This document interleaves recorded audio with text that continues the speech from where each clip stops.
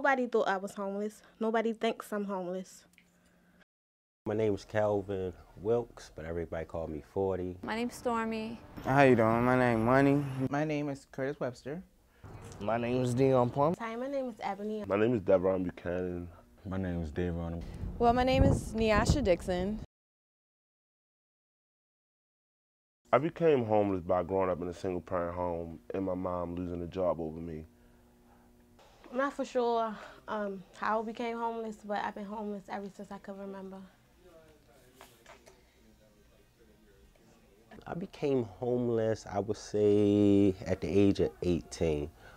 I was in foster care from the age of 4 to 18.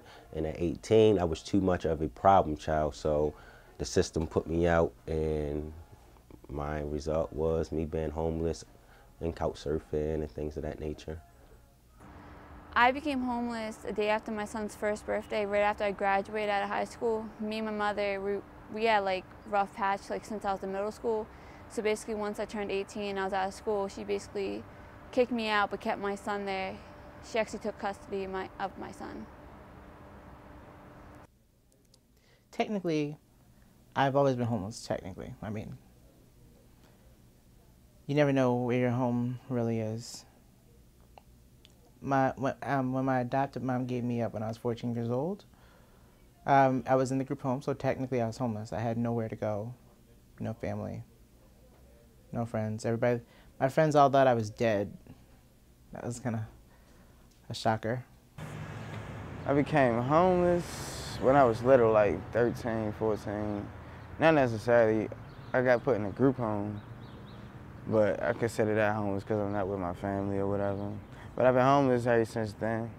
I became homeless in 2008-ish, 2009-ish, and the reason being was just that my father had just passed away of cancer, and my mom, raising 5 kids on her own, it kind of became really stressful in different areas, and the fact that my father wasn't there anymore to support her, it financially became a huge burden.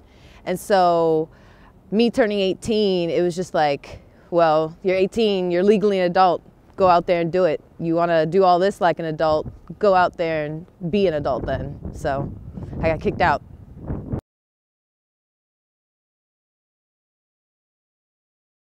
When I'm alone, I get depressed. I get really depressed. Apparently that's one of my diagnoses. I suffer from PTSD, post-traumatic stress disorder, and major and manic depression. And I'm not taking any what is that? Depression. Antidepressant, antidepressants, or any of that. I don't want to. I'm not sure. It sounds scary.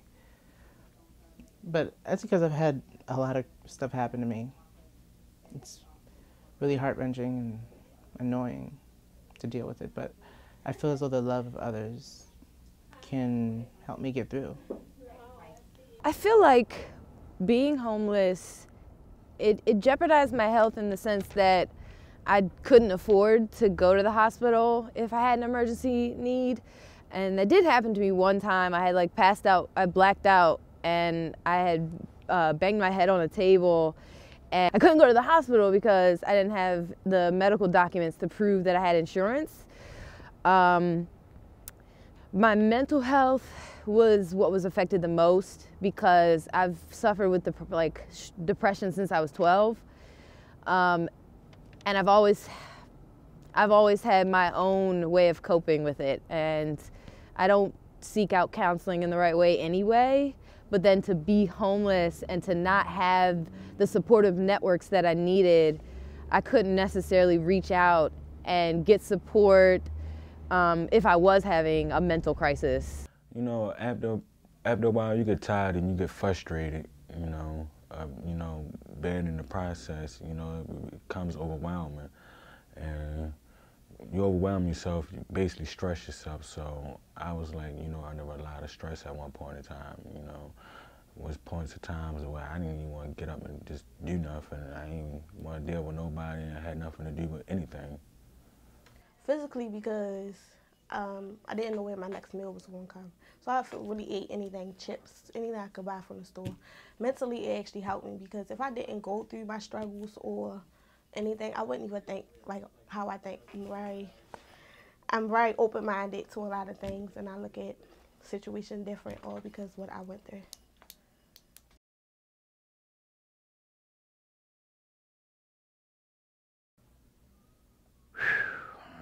Experiences that let me see. One time I slept out in 16 inches of snow. I was supposed to have like my toes and stuff amputated. I done seen like since I like some nights I had nowhere to go. I done seen like all types of stuff happen. I done seen people get robbed. I done seen people get stabbed in the face. I think it's probably like the first month I came home from Job Corps because I got put out for doing some violent activity. And what happened was I didn't want to go to the shelter, and I didn't want to really do nothing for real. I just didn't want to tell anybody enough. So I decided to go hang with my friends one day. And like all my friends went in the house, and it's like 1 o'clock in the morning, and I didn't have no money to catch the bus. But I was working at the time. It was just like I was getting paid the next day. So I decided to go sleep under a bridge. And it was like water coming, and like the next day it started raining. And I had left and came back, and all my stuff was gone. I mean, my Social Security card, uniform. I really slept under a bridge for like weeks at a time, and still going to school and trying to work. Like that was my biggest part where I felt in danger because it was just like too much of a burden to worry about. She drove me down there. She said, "This is as far as I'm going. Like if this place isn't open, then I'm sorry, I can't help you anymore." So she drove me down there. I knocked on the door for the guy, and he opened the door, and he said, "I'm sorry, man, but there's nothing we can do. You can't stay here." And my cousin started unpacking my bags out the car. They're like, "He can't stay here." They're like, "Uh-huh." They kept unpacking my bags. And they just put them on the bench, and then I went to the window and went to my aunt. She said, "What?" I said, "They say I can't stay here." She said, "Well, I have to go home. I'm tired. My back hurts, and I don't feel like doing this anymore." Then they drove away. The guy, he was freaking out. He was really he was just like, "Oh my God, they're really driving away. They're really driving away. Oh my God." So I was like, "Yep, that's my family. Love them. Yay. Stronger than ever."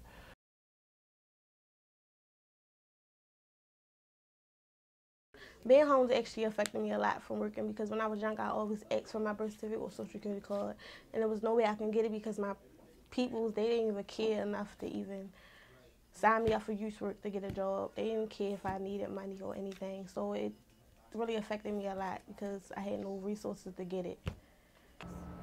It's hard because a lot of schools, like, you have to get financial aid, and then other schools it's like you have to have money to get there, and it's really hard, especially when it's hard daily if you have like no money to even feed yourself.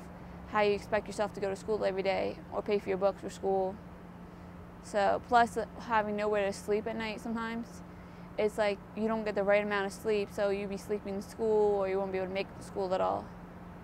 I determined that I was just going to take a break from like school altogether. And when I became homeless, that break became a little more like seemingly permanent, especially because I applied for FAFSA like 2-3 times, and each year that I applied, I was denied because of the fact that I was homeless. I didn't have a permanent address, so FAFSA therefore said it was the school's responsibility to verify my homelessness. But the school then turned around to say that no, it's a federal thing, and the FAFSA has to figure out, you know, how to verify your homelessness. Some of my jobs are, as me working at McDonald's, your uniform must stay clean, you must do this, you must have proper hygiene, things of that nature, because we're dealing with food now, and that's cross-contamination. With that being said, if I'm out on the streets all night, where do I have time to do proper hygiene? Where do I have time to make sure my uniform's clean? So being homeless, actually, it has a lot of barriers for us, the workforce, because then you got to have the proper rest, and on the streets you're not going to get that because you always have to make sure your stuff is fine, you're fine. So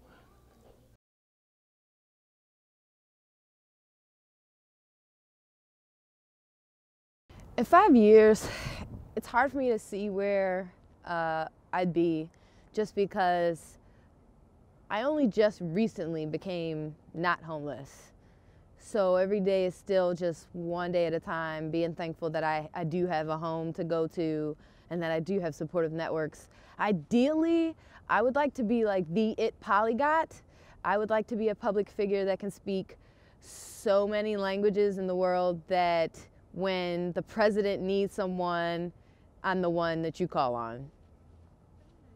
In a studio apartment in New York, working at a diner part-time and doing casting calls for auditions for Broadway musicals or maybe commercials or something, then living in California eventually. I aspire to be an actor. 5 years from now, I could see myself going to college to be a radiation therapist, and yeah, just taking it one day at a time. In 5 years, I actually see myself living large. Me and my baby, I'm taking care of my daughter, finishing school, becoming an RN, and just having fun. I'm only 21.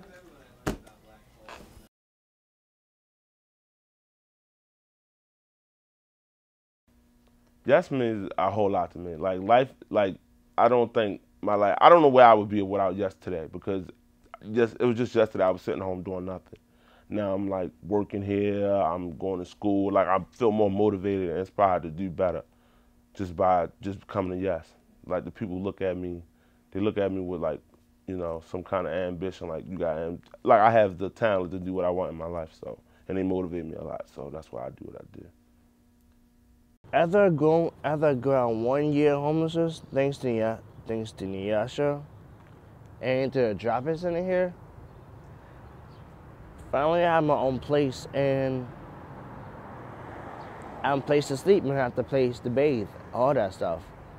And when I came here, they didn't think I was homeless because I had on Jordans on my feet. I had on clean clothes, so they really didn't think they could help me, but little did they know I was a homeless youth. And now since I work here, it's really like, it's a good program. If Baltimore City had more programs like the Youth Empowerment Society, Drop-In Center, it would be excellent, because people come here and they look for services. They also look for people to talk to. We help them get their birth certificate, social security card, everything they may need to get on their feet. We help them do applications, anything we could do to help them. So I really think this is a very good organization, and Baltimore City needs more of these. We only have one drop-in center. That don't even make sense when homeless youth numbers are steady rising.